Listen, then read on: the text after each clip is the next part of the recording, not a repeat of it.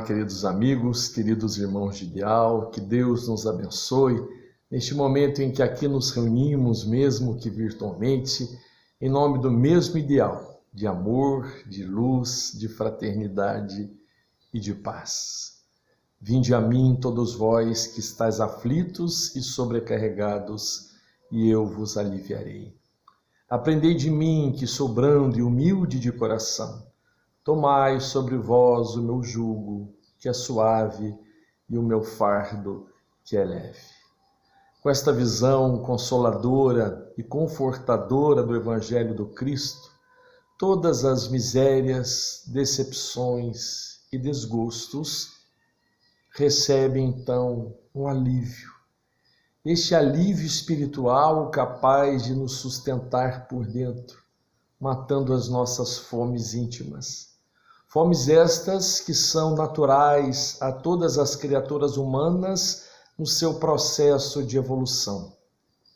Fome de pão, fome de paz, fome de luz, fome de ser, fome de amor. Estas fomes são comentadas por Pedro de Camargo Vinícius no livro Mestre na Educação, capítulo Clama Sem Cessar.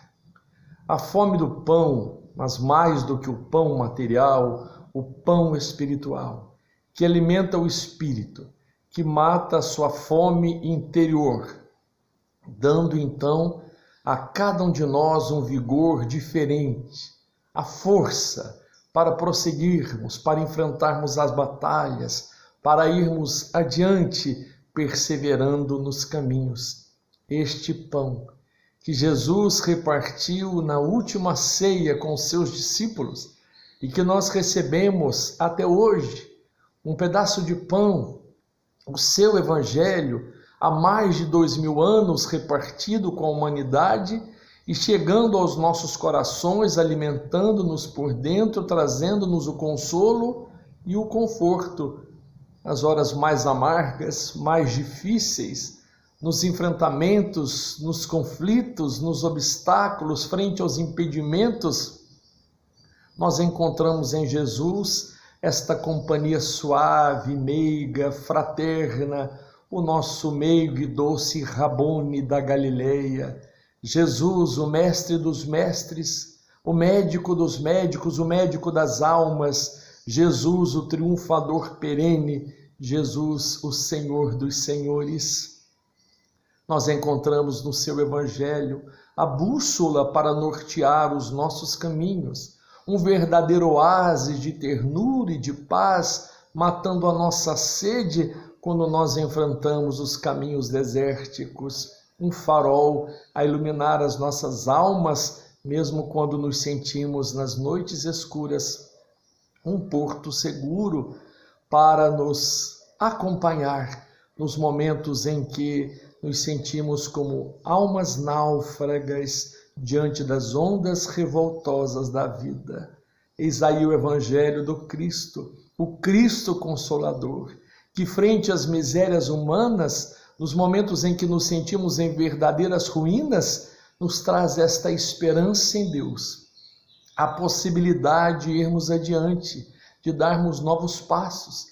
Naturalmente, algumas vezes, nós nos sentimos cansados, aflitos, parecendo-nos então que precisamos descansar um pouco, quando abaixamos nossa cabeça, fechamos nossos olhos e buscamos em Deus esta força, este novo sentido para a nossa própria existência, a fim de que continuemos a nossa jornada necessária ao nosso crescimento, necessária à nossa evolução, porque eis o objetivo aí da reencarnação, o recomeço, a retomada, o refazer, o reconciliar, o reedificar.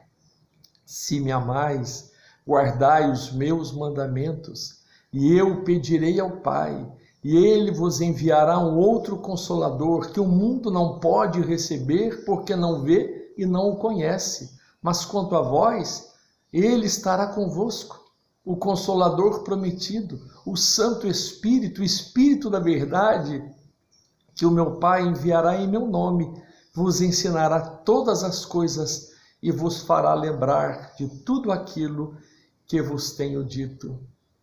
Creio em Deus, pela beleza da paisagem, pelas aves que voam, pelas árvores que frutificam, pelo perfume das flores, pelo ar que se respira, pelo céu, terra e mar.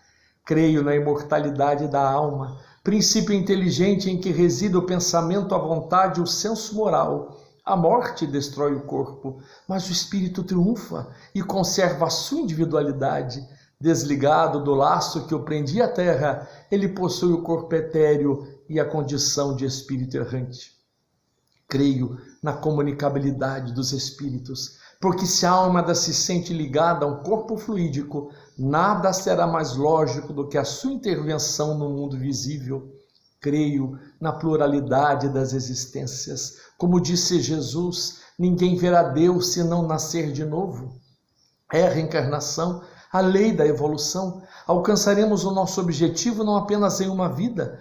Temos que redimir as faltas que houvermos cometido em outras passagens e procuraremos renascer entre espíritos que nos são simpáticos ou então difíceis, para que possamos suportar com resignação as provas a que nos dispomos passar. Creio na pluralidade dos mundos habitados. Seríamos egoístas se pensássemos que apenas a terra pudesse ser habitada, e podemos refletir sobre as palavras do Mestre: há muitas moradas na casa de meu Pai. Quem sou? Conheces-me? A minha máxima se resume em: fora da caridade não há salvação, a verdadeira caridade. Tendo como exemplo maior Jesus. A minha doutrina foi ditada pelos Espíritos e codificada por Kardec. Sou o Consolador, prometido pelo Cristo. Sou o Espiritismo. O Espiritismo é esta filosofia que, em seus princípios basilares, nos demonstram a grandiosidade da misericórdia divina, do amor de nosso Pai por todos nós, que nos criou espíritos simples e ignorantes, mas dotou-nos de perfectibilidade, embutindo em nós todas as potencialidades, todas as capacidades que nós iremos desenvolvendo conforme o nosso crescimento, o nosso despertamento consciencial, mediante a nossa maturidade psicológica e espiritual.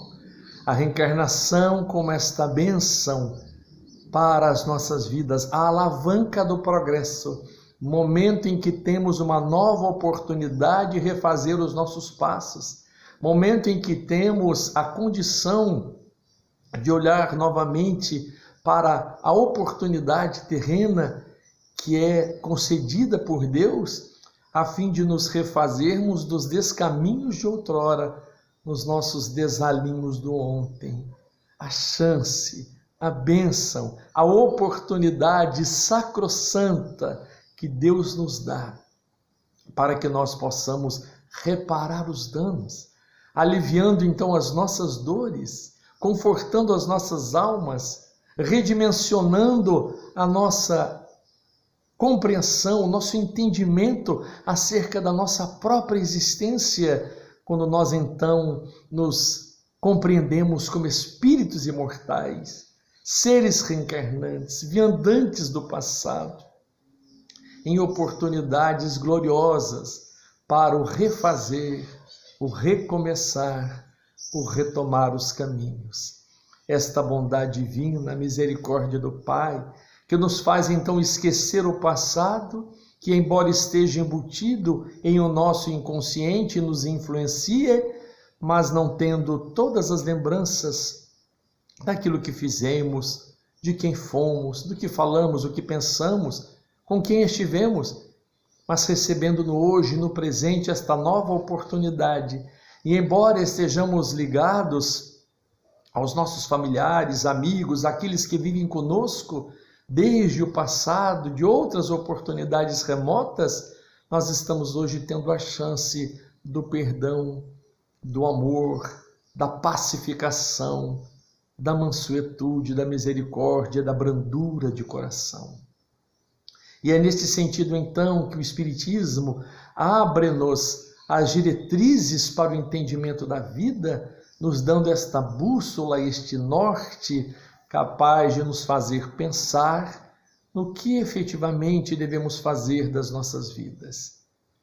Refletindo sobre a nossa conduta, sobre as nossas falas, sobre os nossos próprios pensamentos, dando-nos então um sentido para as nossas capacidades, para os nossos sentidos, a fim de que nos despertemos para um novo olhar, para uma nova escuta, para uma nova forma de ser e de conviver no mundo, cada dia tentando nos melhorar, tentando ser melhores do que já fomos ontem, para que amanhã tentemos ainda ser melhores do que temos sido hoje.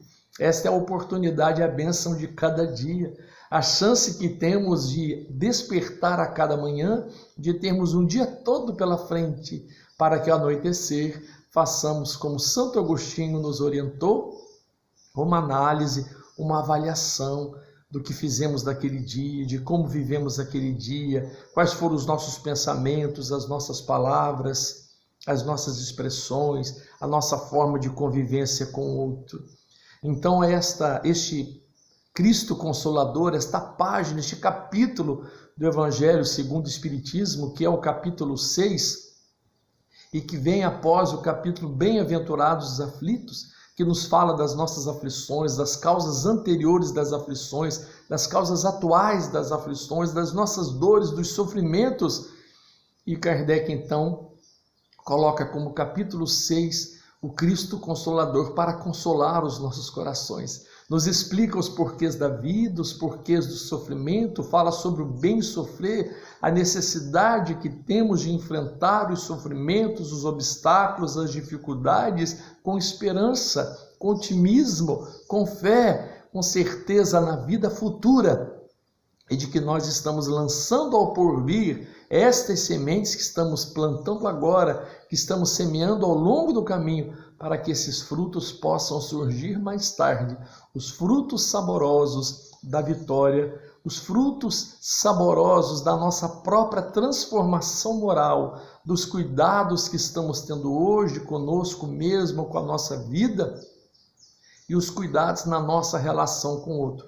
Acima de tudo, a nossa relação com Deus, a compreensão deste Pai amoroso, deste Pai que é misericórdia e que nos concede estas novas chances. Então é este consolo, este conforto em meio à turbulência do mundo, em meio à violência, à corrupção, às crises, os crimes, tudo aquilo que assistimos e que faz parte de um processo da evolução da humanidade, que faz parte de um momento, de uma etapa em que os espíritos estão se demonstrando como são, estão colocando para fora a sua própria realidade espiritual, sendo então o grande desafio daqueles que estão buscando os ideais do Cristo com o Evangelho, passarem por estes momentos com fé, sabedores de que tudo está conforme deve ser. Os primeiros cristãos, à época do Cristo, lançavam-se nas arenas das feras, mesmo sabendo que teriam seus corpos rasgados, mas era o seu momento testemunhal, um holocausto, em nome do Cristo, em nome da Boa Nova.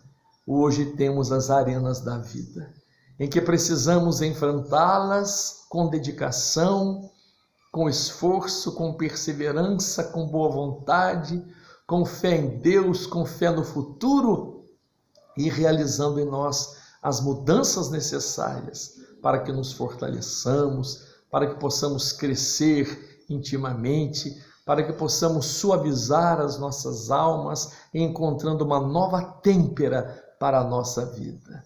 O sabor de viver, o gosto de conviver, o gosto de viver esta vida, sabedores então de que Deus nosso Pai está conosco, de que Jesus nos consola, nos conforta, e de que assim, como todas as dificuldades do mundo que já passaram, nós estamos passando por estas hoje, mas nós iremos vencer. Disse Jesus: tende bom ânimo, eu venci o mundo. Que possamos então sermos vitoriosos sobre nós mesmos, encontrando no Evangelho do Cristo esse norte, esta bússola, mas o consolo que necessitamos, o conforto que precisamos para dar paz aos nossos corações, às nossas mentes, e sigamos com fé, desfraldando a bandeira do Evangelho em nome do Cristo. É Natal, Jesus está presente. Natal é com Jesus. Sem Jesus não é Natal. Muita paz.